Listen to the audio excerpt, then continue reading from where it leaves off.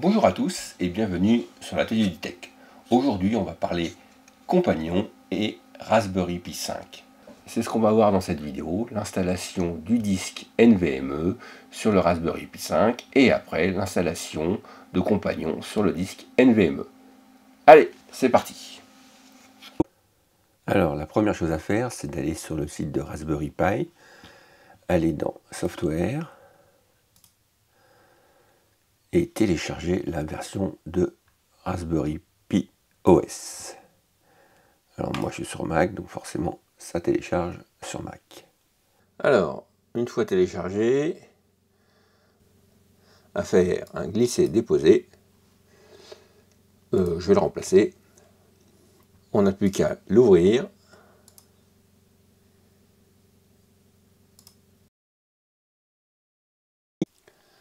Ok, on n'a plus qu'à insérer la micro SD.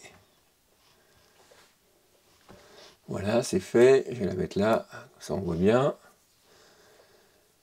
On choisit notre type de Raspberry. Moi c'est un Pi 5. On choisit l'OS. Je choisis le Raspberry Pi OS parce que je ne vais pas utiliser que Compagnon dans cette version-là. Et de toute façon, leur image est aujourd'hui pas compatible avec la version 5 de Raspberry Pi. Donc on va le faire manuellement. Allez, PiOS, je choisis le stockage et c'est parti. Alors, avant de dire oui, on va faire des pré-réglages. Je vais le nommer Compagnon Pi. Je rentre le nom et le mot de passe utilisateur. Je rentre mon Wi-Fi. Je choisis le pays du Wi-Fi, le fuseau horaire, le type de clavier et surtout j'active le SSH pour pouvoir m'y connecter à distance. Allez, oui. On rentre le code pour accepter. C'est parti.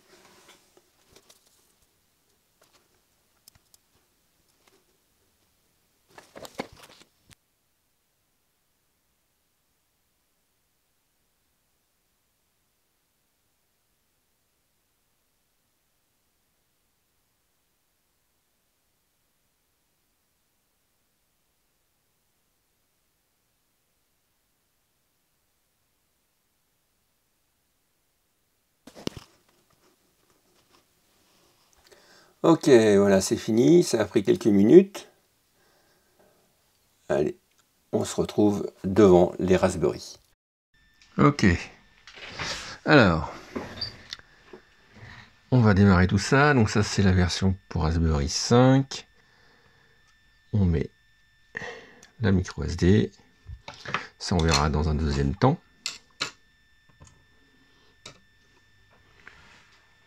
Il me manque le disque dur. Il nous faut, alors mettre ça là et là pour pas que ça gêne. Il nous faut une souris.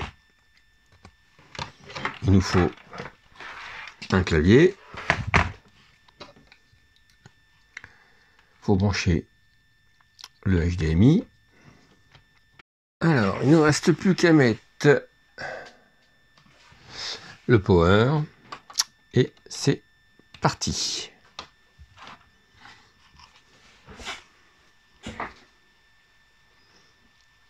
Ça démarre. Ce qui est déjà pas mal.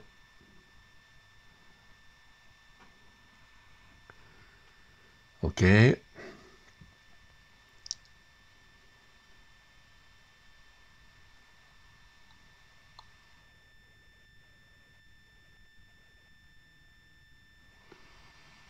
Ça redémarre. À la première installation.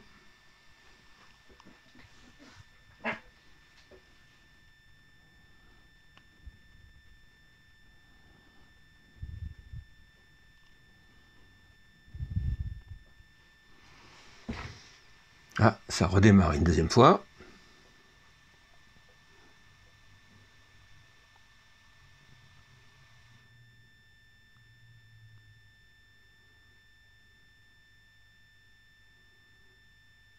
Et voilà, on y est. Donc ça, c'est pas mal. Donc maintenant qu'on a fait ça, on va retrouver d'abord mes notes.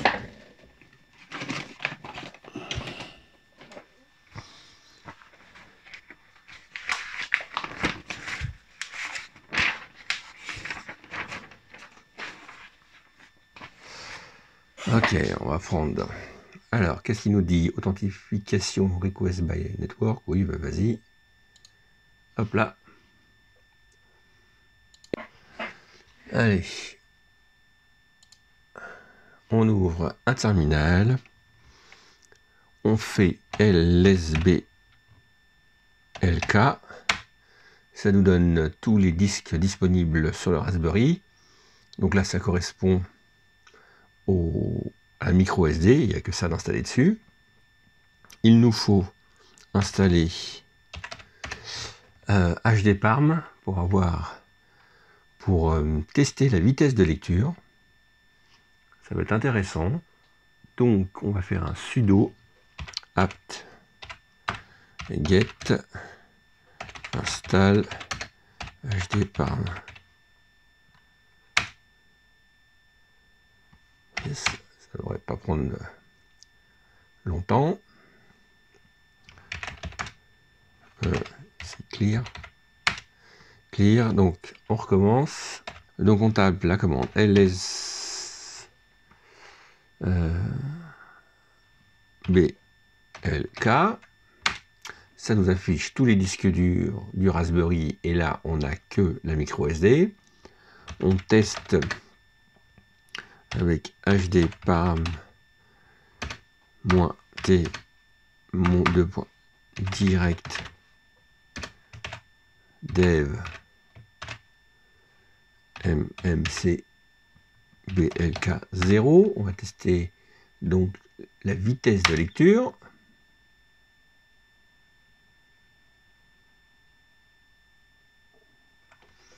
Donc on est à, bon allez, on est à 89 MB seconde. Ça va être intéressant de comparer avec la vitesse du M2. On va maintenant configurer le fichier config.txt qui est dans le dossier boot pour qu'il puisse lire le hard drive qu'on va installer après. Donc pour cela, il nous faut le terminal. Et encore en route, on va ouvrir le fichier nano boot config.txt et voilà, on va agrandir un petit peu. La souris va très très vite. Je peux peut-être régler ça avec ça. Ouais, ça c'est mieux. Ça allait beaucoup trop vite là. On va aller même un peu plus vite. Donc ça c'est fait. Et tout en bas, on va rajouter deux lignes. DT para. Ah, super. DT para égale NVMe. DT param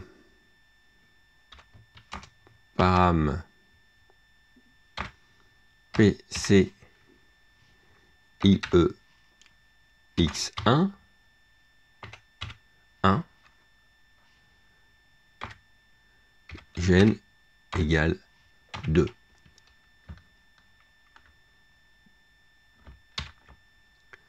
Est-ce que vous voulez sauvegarder? Oui. Et maintenant, on éteint, on installe le hard drive et on redémarre. Alors, hop, on éteint. Shutdown. Ça, je vais arrêter. On va débrancher. Ouais, c'est bien chaud quand même. J'ai rien fait avec et c'est quand même déjà bien chaud. Alors, on va installer tout ça.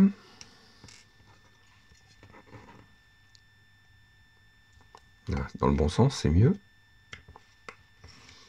On va installer ça. Tac.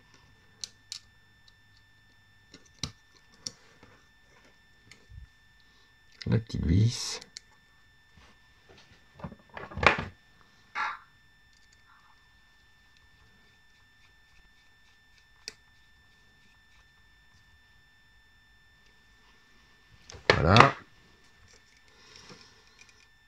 Donc c'est fait.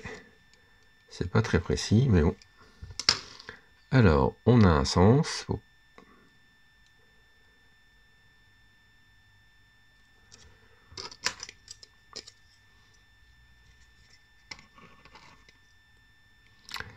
La flèche de ce côté-là.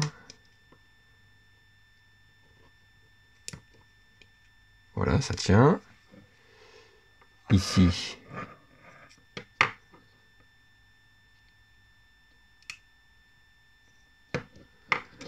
on insère comme on peut. Hein.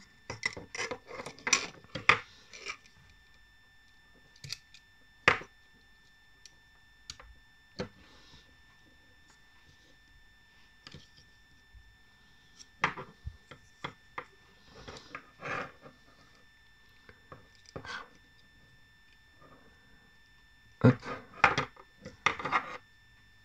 Voilà, nickel. Donc c'est reparti. Alors la clé, la SD, la version 4, on va la mettre là. On va remettre le clavier et la souris. Le HDMI. Et c'est reparti.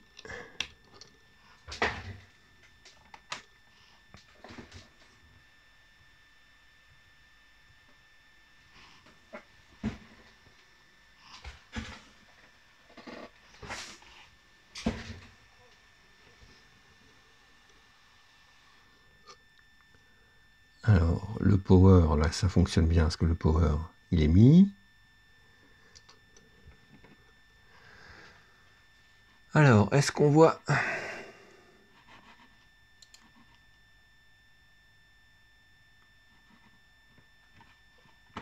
Ah oui, j'ai mal mis la souris. On teste en Gen 2. LSB, LK.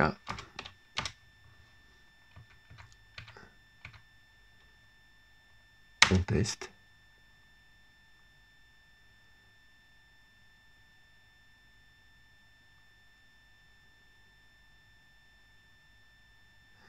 Et voilà, en Gen 2, on arrive à un read sur le NVMe de 432 MB seconde. Ce qui est déjà pas mal. Maintenant, on va passer tout ça en Gen 3.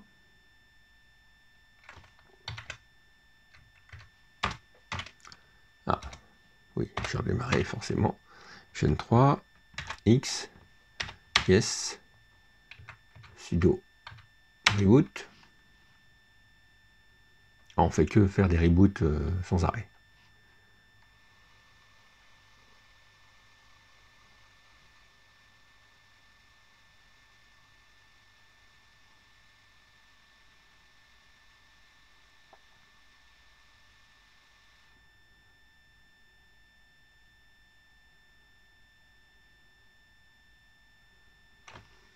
Et on recommence le test avec la version Gen 3. Voilà, toujours les disques durs, et on lance la ligne de commande, la même que depuis le début.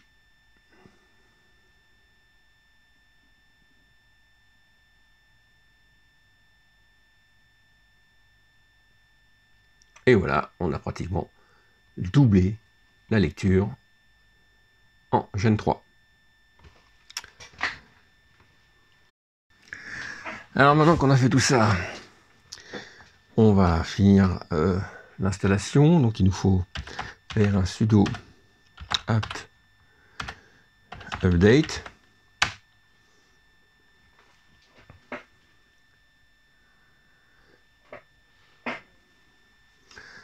Alors 169 paquets à upgrader. Donc maintenant c'est upgrade. C'est parti. Ça devrait être assez rapide.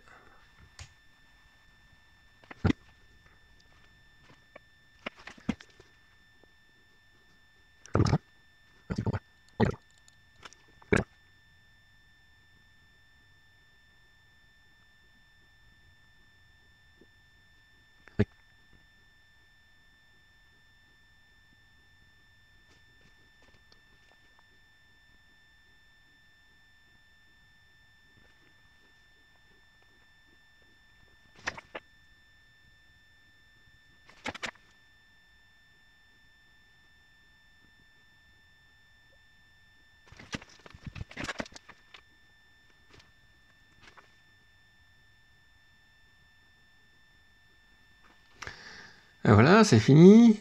Je peux vous dire que ça chauffe hein, quand même, ce petit Raspberry Pi 5. Donc, sudo reboot, encore une fois, normal. Et maintenant, on va configurer l'EPROM, le RPI EPROM config pour pouvoir démarrer un peu plus tard sur le NVMe.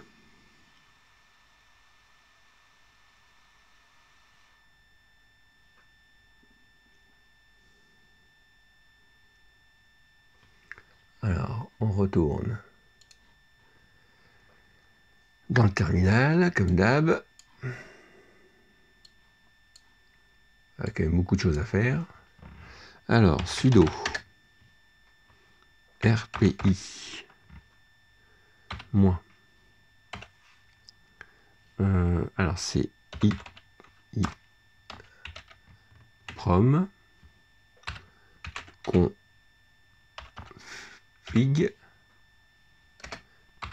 edit.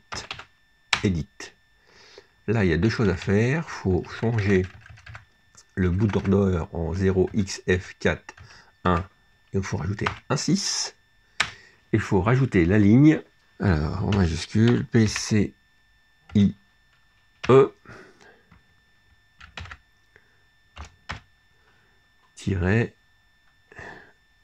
probe égale 1.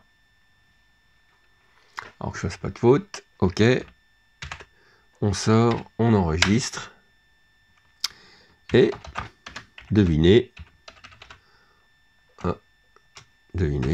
on reboot. Sudo reboot.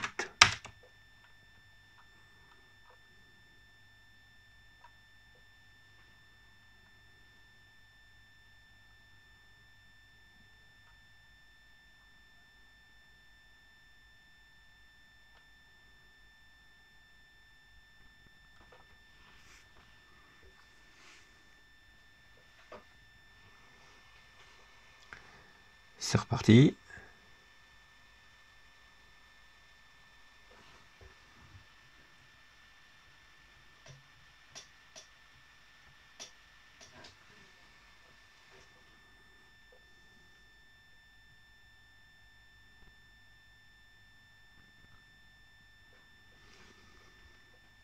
Maintenant qu'on a fait ça, on va pouvoir copier le système de la carte SD au disque dur.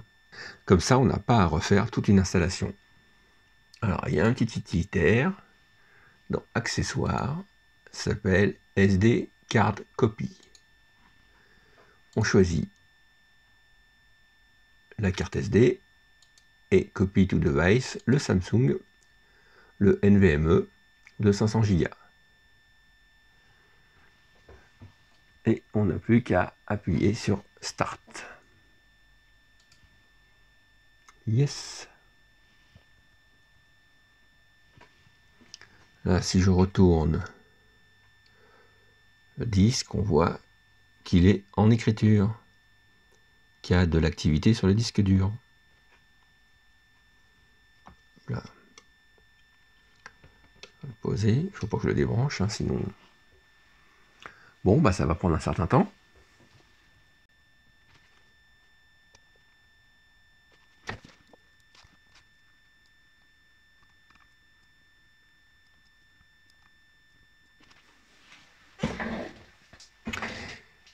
Ça y est, c'est fait. Close.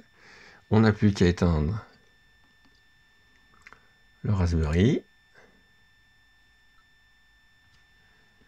Maintenant que c'est éteint, on enlève la micro SD. On ne devrait plus en avoir besoin. Et on restart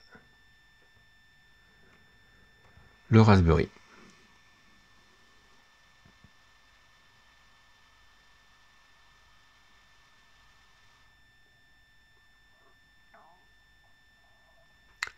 Et voilà, c'est démarré. Il n'y a plus qu'à installer Compagnon. Alors, pour installer Compagnon, Et ben, on va aller chez Compagnon.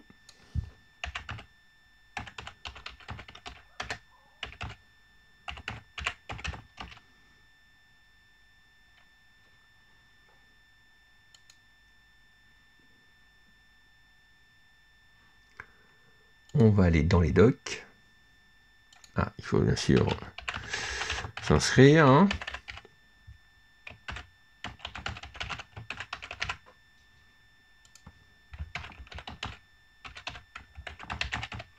Est-ce que c'est bon ça? Yes. Alors, Compagnon Pi. Documentation. Installation.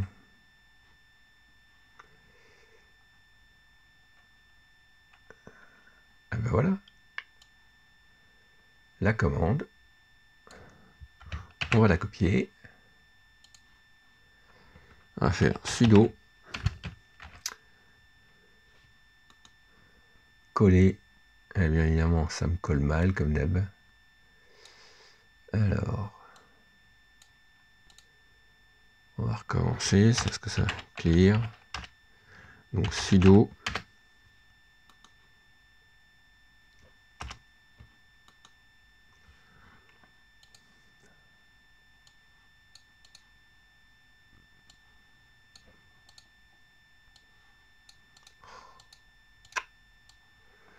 donc on copie.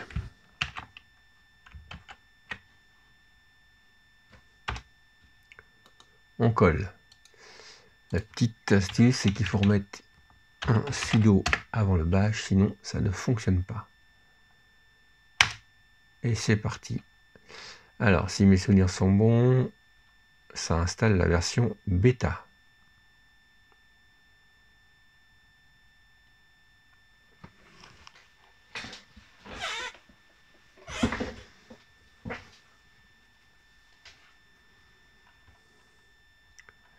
Ça installe Node.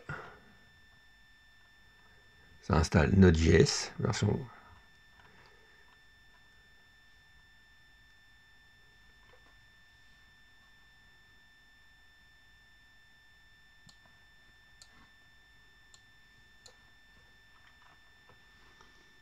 Et voilà, ça installe la version bêta 3.3.0.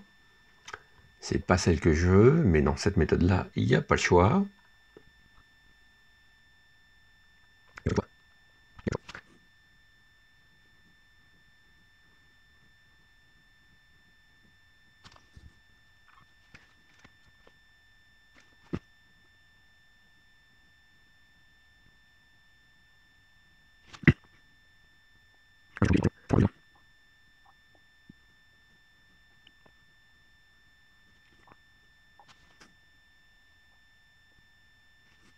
Ok, alors, il nous dit si on veut starter le compagnon.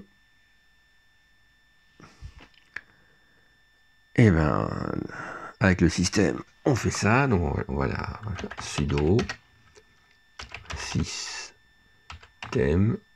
ctl start compagnon. Voilà, et on va faire compagnon update. Et c'est là où on va choisir la stable. Donc il faut retélécharger tout pour installer la 3.2.1, la version stable. Ah, je vous ferai un petit accéléré parce que là, ça va encore durer une plombe. Donc au niveau chauffage central, ça va, le disque dur chauffe pas trop. Et le processeur, ça va, pour l'instant.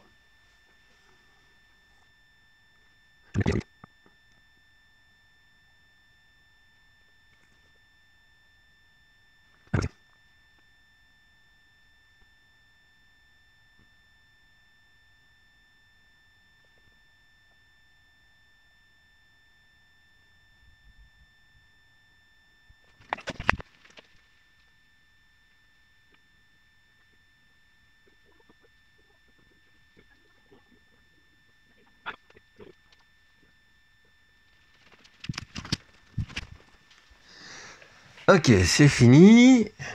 Donc, on va faire un reboot. On va faire un reboot, savoir si Compagnon starte bien au démarrage. Allez, c'est parti.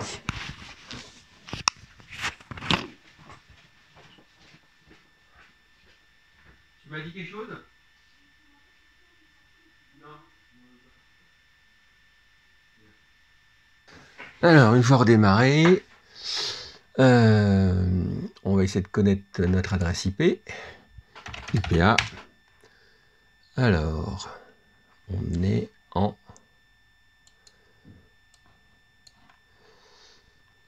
Lobac, podcast, on est en 105. Et alors, est-ce que Compagnon a démarré?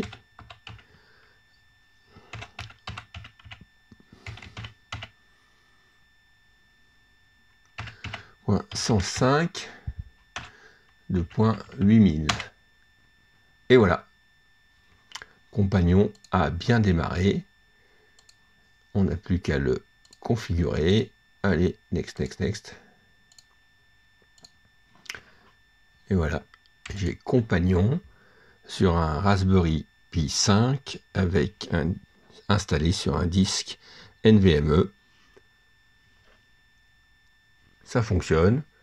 Il va falloir le tester plus longuement, mais en tout cas, on a réussi à l'installer. Donc, il ne me reste plus qu'à finir d'installer le disque dur en dessous. Ça va comme ça.